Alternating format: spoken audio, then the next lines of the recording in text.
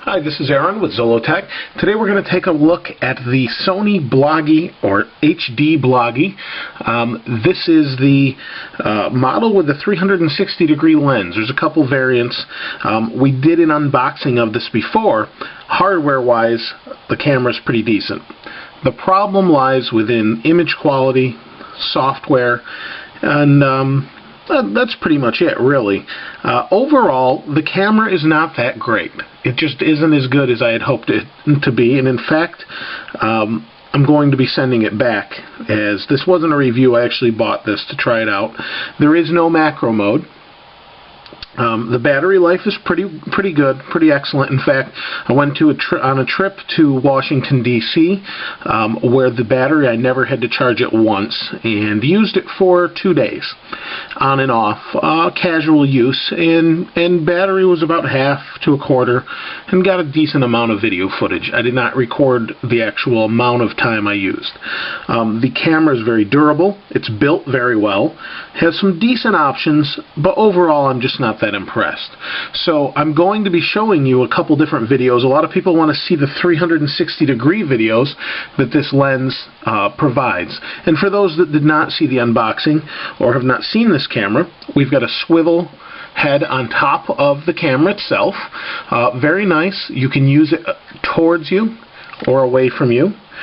Very convenient. In fact, I let my kids play with this for a little bit, and they had a lot of fun with it. However, the image quality isn't what I expected. It does do 1080p video by 30 frames per second. It does 720p by 30 frames per second, and also has image stabilization that I found not to be too good. It does 60 frames a second as well in 720p mode. Now, with this lens on here, we get a 360-degree view, which then can be transformed by the software into a panorama. That's a very unique feature for this camera. The problem with that is it's not Mac compatible. If you only have a Mac, you're going to want to definitely pass, because this won't work with it. You need to use Parallels or have a Windows PC readily available in order to transform the round picture that this captures. So let me go ahead and turn this back on, and I'll give you a brief look at what it looks like. So here we have this round picture here, and that's what you get. And what the software provides you with is an ability to turn that into a panorama, and we'll be showing you some of that video here. The panorama itself, when stretched out, is quite good, but the picture quality is just not what I had hoped for. It's okay, it's acceptable, but it's not what you would think of as a normal high-def camera. The software itself was a pain to install.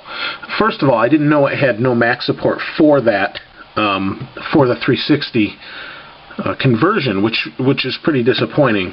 It does have its own software built into this when you hook it into your computer, and to do that you simply push down on here and you've got a USB port, and that's how you charge it as well.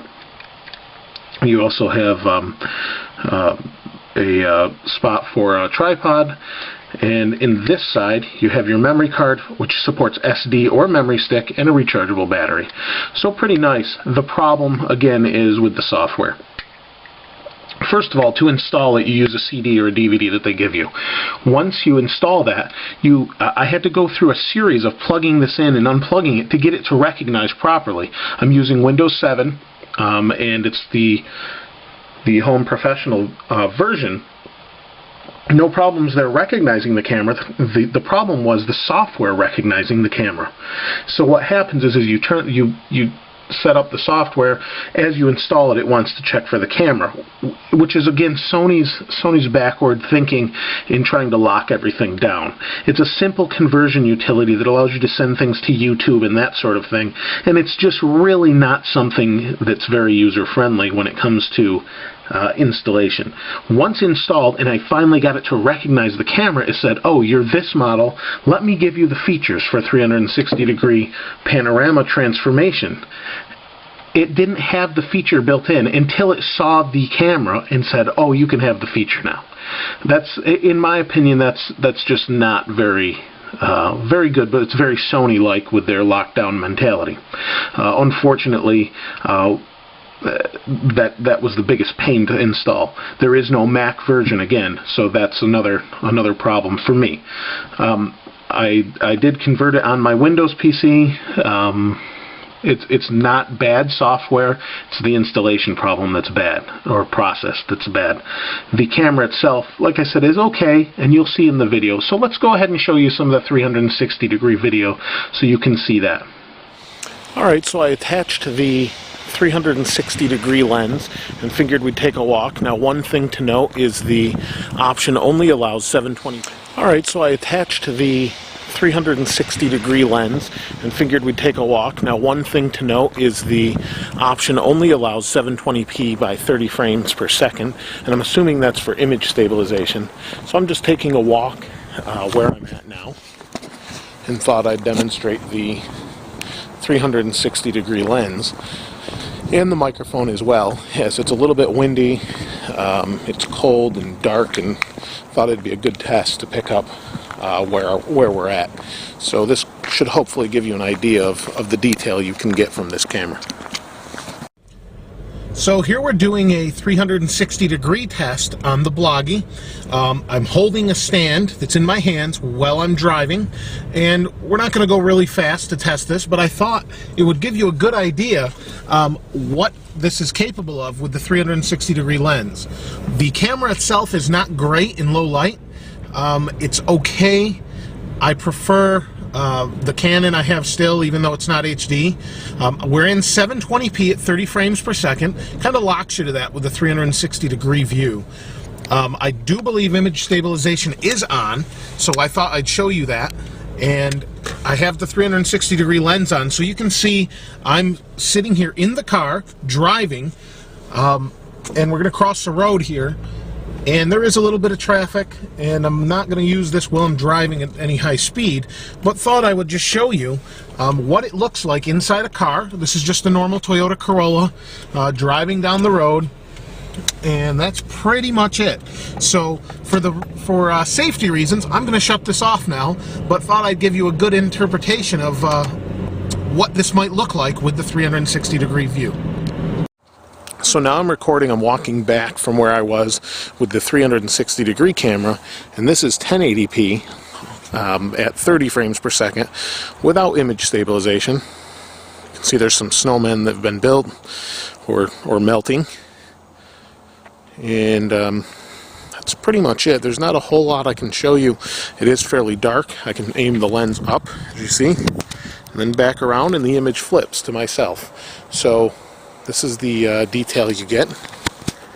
It's pretty interesting that it will do that pretty well, and you can see I'm walking as the screen bounces a little bit. Okay, so now we're at 60 frames per second at 720p. We're going to go ahead and see how the zoom works. And it is digital zoom, so you can see. Now this is at 60 frames without the image stabilization, so that's as shaky as my hand is, but you see that amplified with it zoomed. So we're back. You've seen the video. You can judge for yourself what you think of the Bloggie camera. Compared to the Flip Mino HD here, the Bloggie is about the same image quality, sometimes better, sometimes worse, depends on the lighting. As far as ease of use, I would say the Sony's about the same. It has the rotating lens, which makes it a little bit more convenient, and the larger screen is nice.